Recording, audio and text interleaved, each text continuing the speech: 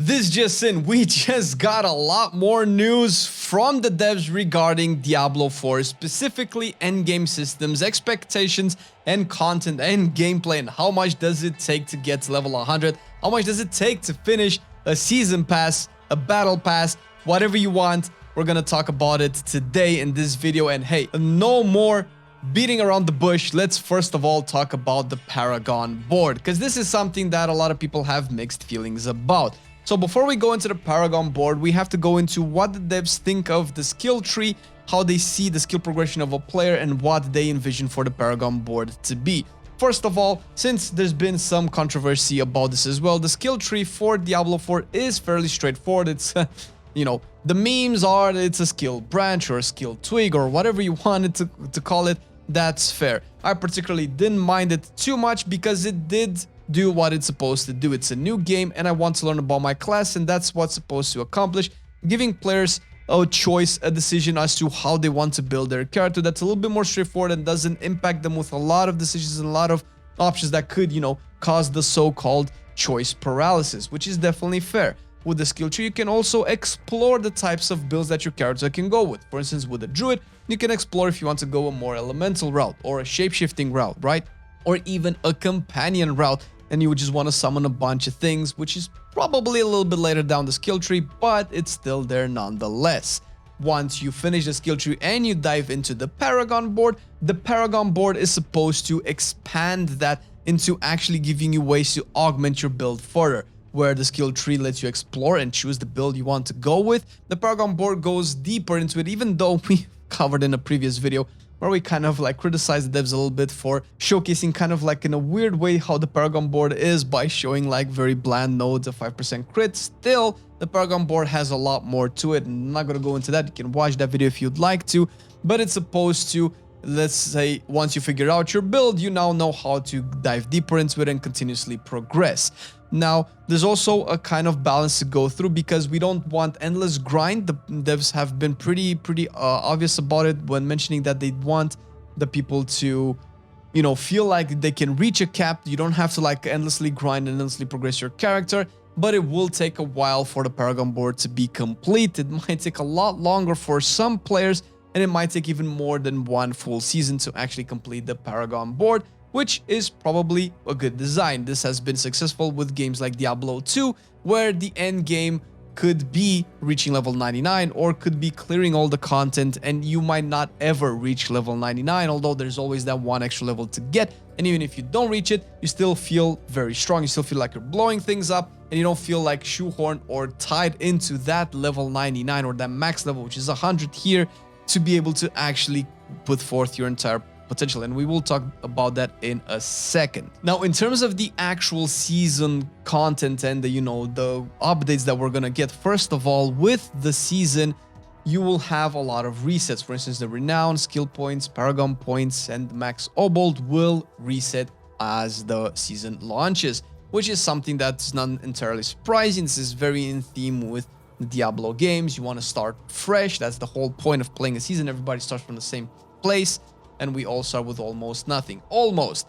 Because Joe Piepora, and I'm sorry if I'm mispronouncing your name, said that the Altars of Lilith will not reset. However, they will still be account-wide because they are still giving you some bonuses that will make speed leveling a little bit quicker, which is very fair for a new season. As we've learned with Diablo 3, part of the season is leveling, and leveling, at least in Diablo 3 season context, is like 0.111% of your overall playtime. It's very small, it's insignificant, and it shouldn't be a tedious endeavor. And as such, over the years and over the seasons, the Diablo 3 leveling through seasons has been trivialized, which goes to show that the devs don't really want us to be stuck in a particular repetitive content that's just plain boring. Hence, probably why they will, at the very least now, let the Altars of Lilith be account-wise, so we can have all of those skill bonuses and all of the bonuses that the Altars of Lilith offer, and they won't actually reset, although this might still be subject to change. We will see. Now, in terms of repetitive stuff, they also don't want the renown to be repetitive, like we mentioned just earlier. Even though the renown will reset, they will work towards not making it repetitive, which is obviously really good. One of the points that I just made a while ago.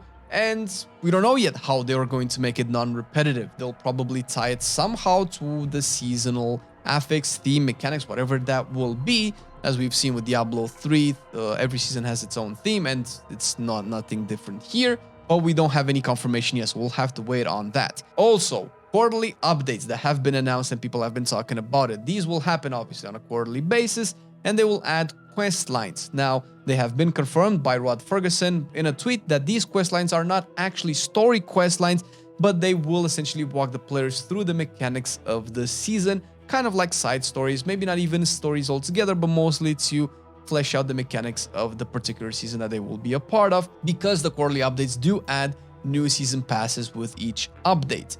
And this is also kind of like a controversial topic because not everybody vibes with the season pass style mechanic, although let's be real, this is kind of how the modern games are.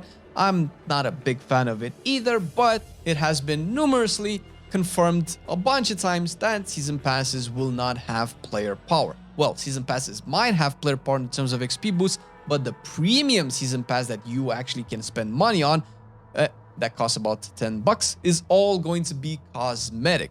What you have access to as a free-to-play player, well, not really free-to-play because you're buying the game, right? It's pretty premium priced game anyway, but the season pass itself does not cost anything and will probably reward you with some bonuses, and what you do end up paying extra for is just pure cosmetics, which I guess it's fair. We can have an in-depth discussion about that, although I feel like this topic has been passed around way too much and it's pretty redundant at this point. Moving on to actual world content. Now, we've heard multiple things about the Nightmare Dungeon and we have covered them as well. We know a little bit more about the affixes, which are called afflictions right now in Diablo 4. We already know one, I think it was showcased at BlizzCon 2019, where there's, in a dungeon, a pillar chases you and zaps lightning. There's also another one with a shadow that chases you, and everybody chases you nowadays. And if it ends up touching you, it will obscure your vision and spawn some monsters. Obviously, these are really cool. Dungeon affixes are not necessarily something new, although Diablo does do a lot of monster affixes that usually randomize. The dungeon affixes have been something that have been more prevalent, let's say, in games like World of Warcraft, which we also cover. This is where maybe some parallels can be drawn because sometimes affixes can be a hit or miss. So this is something that they will probably be very, very cognizant about, so that they're 100% sure that they're designing affixes that are fun, maybe challenging, but not necessarily annoying. Also, another quick update to the Helltides, which we've also covered as well. Helltides are basically little events, little assaults that happen throughout the world in multiple zones at the same time. This has been pretty much confirmed. So there will be multiple Helltides running at the same time, but they will be up for a limited time only. And obviously in these Helltides, monsters will spawn to kind of like mess with you while you do your other things. And now we also know that bosses will also spawn. The type of bosses that you encounter throughout dungeons, throughout the story, multiple bosses, various bosses. I don't know how the encounters will roll out outside of the context of a dungeon. I'm thinking, like the first boss of the game that really has mechanics designed specifically for the room that you're fighting him in. And sometimes these dungeons are that way designed so that the boss mechanics matches the room and the environment that it is in. But if this happens in a random zone out in the world, that might offer a little bit of a replayability, some new factors, some like stuff that you probably haven't dealt with before, which is obviously really cool. Bosses are always fun to kill in Diablo, not just endless hordes of monsters, so that's pretty satisfying too. Now, also, in terms of the world, there have been multiple questions asked to the devs about the MMO aspect of Diablo 4, and obviously a lot of players have mixed feelings about the MMO aspect. Now, a modern 2023 game having live services and being played online only is not necessarily new. It might not appeal to everybody, but it is, once again, how the games are in the modern era. Whether like it or not, they have actually confirmed that they don't want Diablo 4 to be in any way, shape, or form related to an MMO. We might have MMO mechanics like, encountering players in live events or doing world bosses with a bunch of other players. This is not supposed to turn the game into an MMO. Their goal is strictly to keep it as an ARPG first. Now, this is said now. I don't know what's going to happen in a couple of years once we've had multiple patches, multiple expansions, or whatever we're going to have, updates and so on, how the multiplayer live aspect of the game will turn. However, the fact that they are aiming it to strictly be ARPG and that's their core design philosophy for the game, I actually like that. I'm not particularly excited about playing a Diablo MMO, although I do have to admit that having players participate in live events and things like that does breathe a fresh new air into the game, does feel like the world is alive, and seeing other players makes it feel like I'm not just the only person alive in Diablo, which is something that you probably have felt playing past Diablo titles. So I think striking the right balance between these two is definitely crucial, and so far what we've tested on beta seems to have done really nicely in terms of like the world feels. I only see players in towns and in certain events, otherwise I'm pretty much alone against the hordes of the burning hells, and that feels pretty good.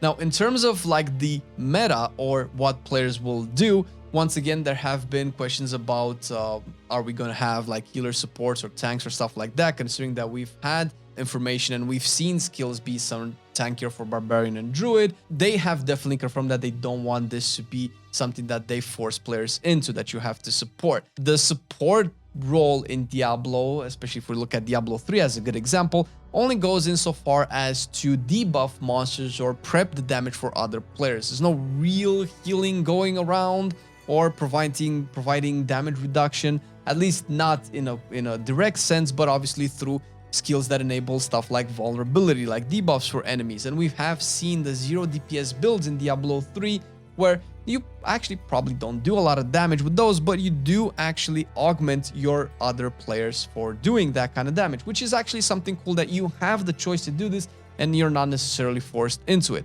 Like, I wouldn't want to be a druid that I have to play support skills if I don't want to, but at the end of the day, the devs pretty much confirmed, and to quote, that they want people to be some sort of a damage dealer, which is good. That's what you should do in a Diablo game. Now, in terms of the actual content, we have received some insight as to how much content we will have. Obviously, this revolves around the repetitive aspect of it and the regrinding aspect of it, because obviously some content will be, to a degree, repetitive. Now, hopefully that's not going to be imposed too much upon us, but so far what we know is that the season journey can take about 80 hours of gameplay, which is big. If you really think about it, 80 hours of gameplay is a pretty hefty investment, considering that most AAA games nowadays have about 40 to 60 hours of gameplay on average. Single player games usually. And multiplayer games, even though it's not an MMO, will probably have a little bit more gameplay than usual, which is, I think, fine. 80 hours is pretty beefy, but at the same time, we are paying a hefty price, a premium price for the Diablo game. And also in terms of gameplay, reaching level 100, because I mentioned this a little bit earlier, will take a long time. It has been confirmed by the devs, which is actually really cool, because I was wondering how they're going to do max level, since Diablo 2 and Diablo 3 are doing it differently. Now, we can argue over the fact that most Diablo fans are fans of the Diablo 2 game, but most modern Diablo fans are mostly Diablo 3 fans, but that's besides the point. The point is that Diablo 2 has birthed, let's say, the biggest successor to the ARPG genre, which is Path of Exile, so we can probably assume that Diablo 2 systems might be overall more appealing if we're going to argue that. I actually like the Diablo 2 system more, where reaching level 100 is not necessarily the end goal, but it is definitely something that you can do, and not being max level doesn't mean you're not at your full power or that you cannot access max endgame content, which is something that Diablo 3 does differently, clearly more akin to modern games like MMOs, where the game is separated into two bits. You have the leveling side of the game, you can think of like World of Warcraft as a comparison, and the max level game, where it's the actual endgame content is properly unlocked, which I guess it's fine, but it is a little bit restrictive, and having the concept of always being able to level up a little bit more and not always reaching max level to get everything done is neat, and does offer, you know, a little bit of variety to the game. And I think this is a really good direction to take the game in, and definitely keeps it more interesting, especially since leveling, whether you like it or not, is a core aspect of any RPG, and reaching max level just kills that part of the game completely for you, because you're never going to have to interact with any form of leveling whatsoever. And it's even more obvious if you look at Diablo 3, because you've had Paragon levels added there, so that people can still earn experience and actual level points. So it's clear that the majority of players would interact more with a system that always rewards with experience points. Not to mention, this also ties into how the Paragon board works, where you're always getting a little bit of extra points. There's always a cap that you can reach if you really want to, but you don't have to. and every time you level a little bit more, you gain a little bit more power, so you're always feeling like you're rewarded for playing more, which is actually really great. This is what we know so far about the endgame for Diablo 4. It's really exciting stuff. Definitely a lot of questions have been answered, and hey, if you have some questions as well, feel free to let us know in the comments down below. We pretty much answer all the comments, and we are curious exactly what the people in the general population thinks of the game, because there are split and divided opinions about the game, and we are still very hyped and excited for it. Obviously, we're running this channel, and hitting a like and subscribe if you like the content definitely helps us grow more, and we will see you in the next one. Bye-bye.